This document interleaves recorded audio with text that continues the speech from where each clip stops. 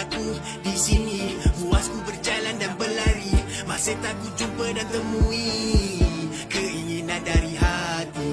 Aku mahu anak aku hidup senang, cukup pakai, makan kenyang. Walau pokai, senyum tawa di bibir mengilai. Walau iblis dan kuncu mengintai, saat hasilku semua digadai. Ketika hidupku dilanda badai, susah payah biar aku telan semua, biar aku telan derita, biar kau takkan kenal sengsara.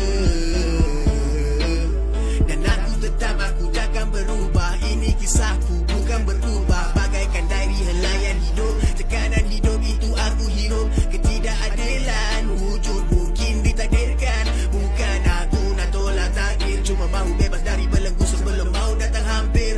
Aku teruskan perjalanan, moga tamat penantian.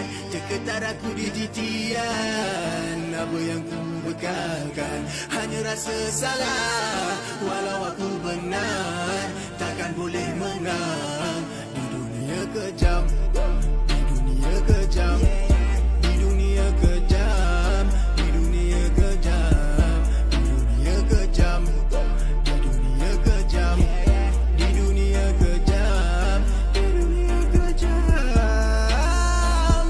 Tapi apa kau tahu, ramai hanya mampu bisu, ramai tak nak buka mulut, takut kepala ditembusi peluru. Jadi sampai bila, kalau dia mungkin boleh jadi gila. Mahu bebas, aku mahu lepas dari hangat dunia.